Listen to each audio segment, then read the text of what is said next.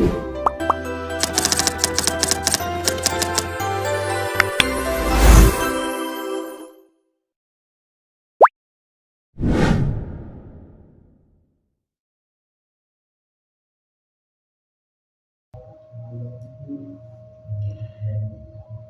nggak sih kita merasa bahwa semua pilihan dalam hidup ini sepenuhnya milik kita?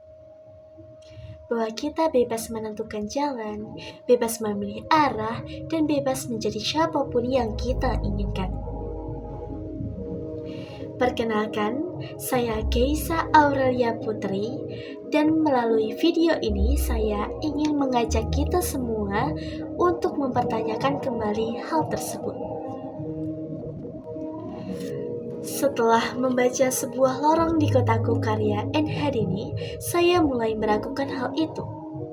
Buku ini pertama kali terbit pada tahun 1986 dan diterbitkan oleh Gramedia Pustaka Utama dengan tebal 108 halaman. Buku ini tampak sederhana, namun menyimpan refleksi yang sangat mendalam tentang kehidupan.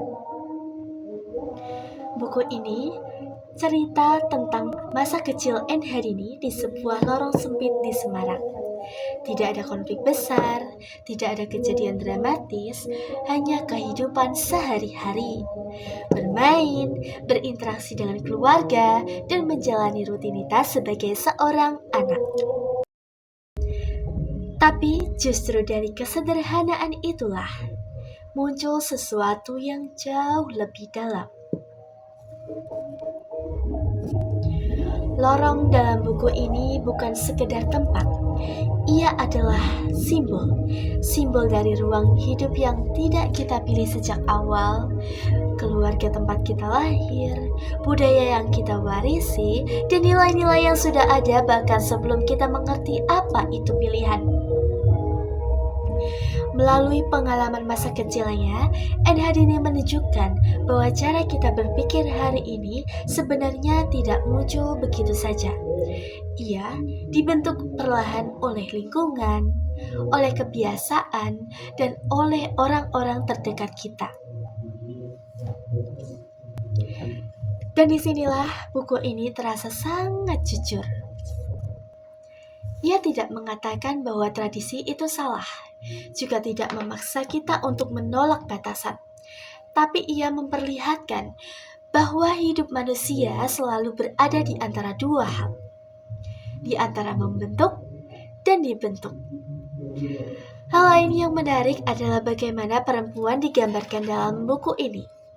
Sosok ibu, nenek, dan saudara perempuan tidak hanya hadir sebagai pelengkap, tetapi sebagai pusat pembentukan nilai. Namun di saat yang sama, mereka juga berada dalam sistem yang membatasi mereka. Disitulah kompleksitasnya terasa bahwa seseorang bisa menjadi kuat tapi tetap terikat. Dari segi penulisan, gaya bahasa yang digunakan sangat sederhana, bahkan cenderung tenang. Tapi justru itu yang membuatnya terasa dekat dan autentik. Seolah kita tidak sedang membaca karya sastra yang berat, tetapi tentang mendengar seseorang bercerita tentang hidupnya. Memang, ritmenya tidak cepat. Tidak ada ketegangan yang mencolok, tapi menurut saya itu bukan kelemahan, melainkan pilihan. Karena hidup sendiri tidak selalu berjalan dramatis. Kadang ia justru bergerak pelan tapi diam-diam membentuk kita. Dan pada akhirnya, buku ini membuat saya berpikir ulang. Mungkin selama ini kita terlalu mudah mengatakan bahwa kita bebas. Padahal bisa jadi pilihan-pilihan yang kita anggap milik kita sebenarnya sudah dipengaruhi oleh banyak hal sejak lama.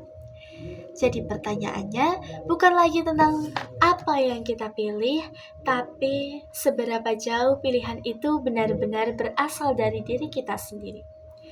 Karena bisa jadi, tanpa kita sadari, kita semua sedang berjalan di lorong kita masing-masing. Dan mungkin kita tidak pernah benar-benar keluar dari lorong itu.